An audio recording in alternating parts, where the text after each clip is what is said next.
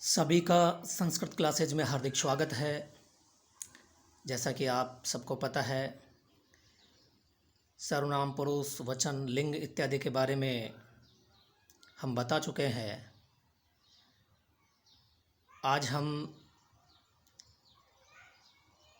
हिंदी से संस्कृत बनाना सिखाएंगे, जिसको हम अनुवाद प्रकरण भी कह सकते हैं। दोस्तों, हिंदी से संस्कृत बनाना या अनुवाद प्रकरण बहुत ही महत्वपूर्ण टॉपिक है, जो छोटी क्लासों से लेके कॉलेज तक के पाठ्यक्रम में सम्मिलित होता है। या यूँ कहे कि संस्कृत से संबंधित जितनी भी महत्वपूर्ण परीक्षाएं होती हैं, उन सभी में अपना महत्वपूर्ण स्थान रखता है। ज़्यादातर विद्यार्थियों को अनुवाद प्रकरण में कठिनाई महसूस होती है, लेकिन आज मैं कुछ आपको महत्वपूर्ण नियम बताऊंगा, जिनका अध्ययन करने के पश्चात आपके लिए हिंदी से संस्कृत बनाना बहुत ही आसान लगेगा। तो आइए प्रारंभ करते हैं। अनुवाद प्रकरण का पहला नियम, कर्ता के पुरुष एवं वचन के अनुकूल ही क्रिया के पुरुष एवं वचन का प्रयोग करना चाहिए। एक बार पुनः देखें। कर्ता के पुरुष एवं वचन के अनुकूल ही क्रिया के पुरुष एवं वचन का प्रयोग करना चाहिए। अर्थात हमारा कर्ता जिस पुरुष और जिस वचन का होगा, उसी पुरुष और वचन की क्रिया का प्रयोग हमें करना है। जैसा कि मैंने पिछले वीडियो में भी बताया था कि जैसा कर्ता वैसी क्रिया, बहुत महत्वपूर्ण नियम है। उदाहरण हम नीचे देखेंगे। उससे पहले भवत शब्द के बारे में और देख लेते हैं। भवत शब्द प्रथम पुरुष है, अतः प्रथम पुरुष के अनुसार ही क्रिया प्रयोग की जानी चाहिए। अर्थात भवत शब्द जो है वो आदर सूचक शब्द है और ये प्रथम पुरुष का है, अतः हमें प्रथम पुरुष के अनुसार ही भवत शब्द के साथ क्रिया का प्रयोग करना है।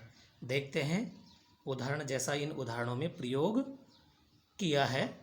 भवान पठति, भवान गच्छति।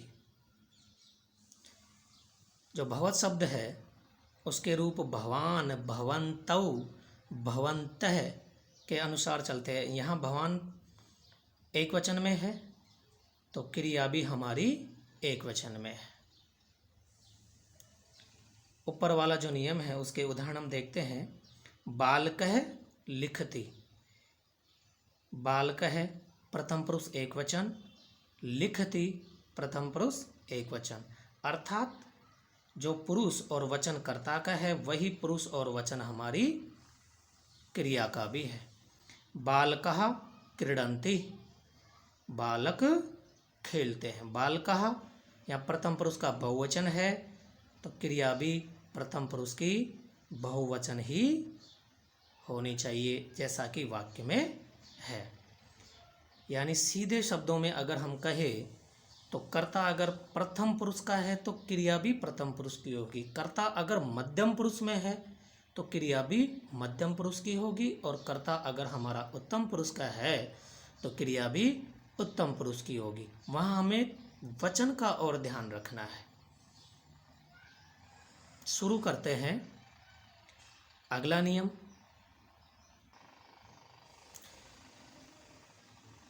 विशेषण का लिंग, विभक्ति एवं वचन विशेष्य के अनुसार ही रखे जाने चाहिए। यानी जब आप वाक्य बनाओ और उसमें विशेष्य और विशेषण से संबंधित शब्द हो तो विशेषण का जो लिंग है, विभक्ति है और उसका वचन है वो विशेष्य के अनुसार ही होने चाहिए। देखते हैं उदाहरण, जैसे दग्धा लता। दग्धा लता, लता यहाँ विशेष्य है, स्त्रीलिंग है, एक वचन है, अतः दग्धा भी स्त्रीलिंग का है और एक वचन का है, प्रथमा विभक्ति का है। जैसा विशेष्य वैसा विशेषण। पक्वानि फलानि, फलानि जो शब्द है विशेष्य है, यहाँ नपुंसकलिंग का है, प्रथमा विभक्ति का बहुवचन है, तो विशेषण जो है वो भी फलानि के अनुसार नपुंसकलिंग प्रथमा विभक्ति बहुवचन लग रहा है। अर्थात जैसा विशेष्य वैसा ही विशेषण। यहाँ फलानि नपुंसकलिंग है, पक्वानि भी नपुंसकलिंग है। अर्थात विशेष्य के अनुसार ही विशेषण का प्रयोग हमें करना है, उसका लिंग देखना है, उसकी विभक्ति देखनी है और उसका वचन देखना है। तो हम विशेष और विशेषण से संबंधित जो भी वाक्य होंगे उनको बहुत आसान तरीके से सही कर पाएंगे। देखते हैं इससे अगला सूत्र। अगला सूत्र है या अगला नियम है, क्रिया का काल अथवा वृत्ति भली प्रकार देखकर ही तद अनुकूल लकार का प्रयोग करना चाहिए। क्रिया का काल अथवा वृत्ति भली प्रकार देखकर ही उसके अनुसार लकार का प्रयोग करना चाहिए। अर्थात जब भी हम हिंदी से संस्कृत में अनुवाद करते हैं तो हमें वाक्य की जो क्रिया है वो देखनी है कि वो वाक्य किस समय का है। अगर वाक्य वर्तमान काल का है तो वर्तमान काल की क्रिया आएगी, वाक्य भूतकाल का था तो भूतकाल की आएगी, वाक्य अगर भविष्य में पूरा होगा तो भविष्य काल की क्रिया आएगी। आइए उदाहरणों के माध्यम से इसको भी समझने का प्रयत्न करते हैं। जैसे राम वन गया, राम वन गया, गया अर्थात जाने का कार्य पूर्ण हो चुका है। सीधे शब्दों में अगर कहे तो वाक्य भूतकाल का है और भूतकाल के लिए संस्कृत में लंग लकार का प्रयोग होता है। इसको हम बनाते हैं, संस्कृत में अनुवादित करते हैं तो बनेगा रामः वनम अगच्छत्। राम वन गया। तुमको पाठ पढ़ना चाहिए।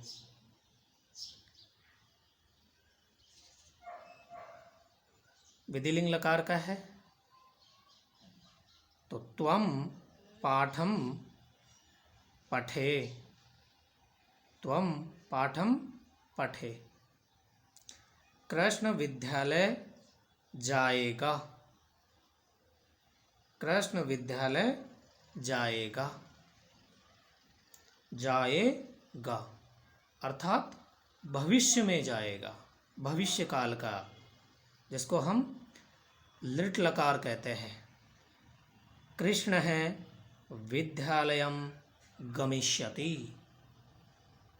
कृष्ण है विद्यालयम गमिष्यति। जाएगा के अनुसार इसमें लिट लकार की क्रिया का प्रयोग हुआ है। बालक पुस्तक पढ़ता है अर्थात वाक्य वर्तमान काल का है तो वर्तमान काल की क्रिया का प्रयोग करेंगे। बालकः पुस्तकं पठति, बालकः पुस्तकं पठति। तो हम जब भी संस्कृत बनाए तो हमें क्रिया का ध्यान रखना है। वाक्य में क्रिया को अच्छी तरीके से देखना है कि क्रिया किस काल की है। जिस काल की क्रिया होगी उसी काल की क्रिया के लिए लकार प्रयुक्त होगा, इस बात का आपको विशेष ध्यान रखना है। आइए शुरू करते हैं अगला नियम।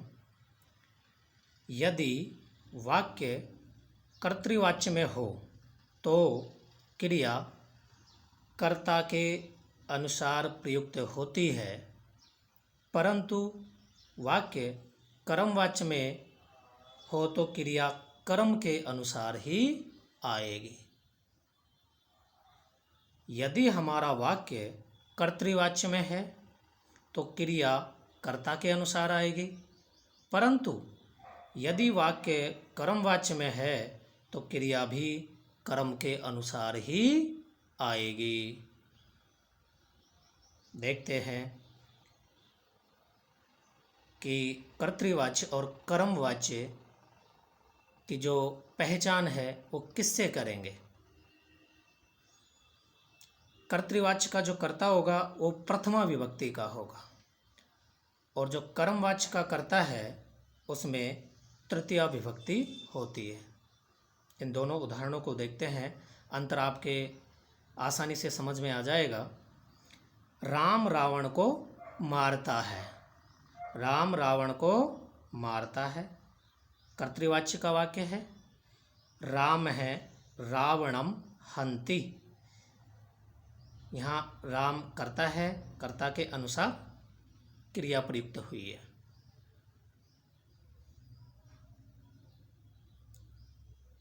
राम के द्वारा रावण मारा जाता है, राम के द्वारा रावण मारा जाता है। पता चल रहा है कि वाक्य हमारा कर्मवाच्य में है। कर्मवाच्य में कर्ता तृतीय विभक्ति में होता है और कर्म के अनुसार ही क्रिया का प्रयोग होता है।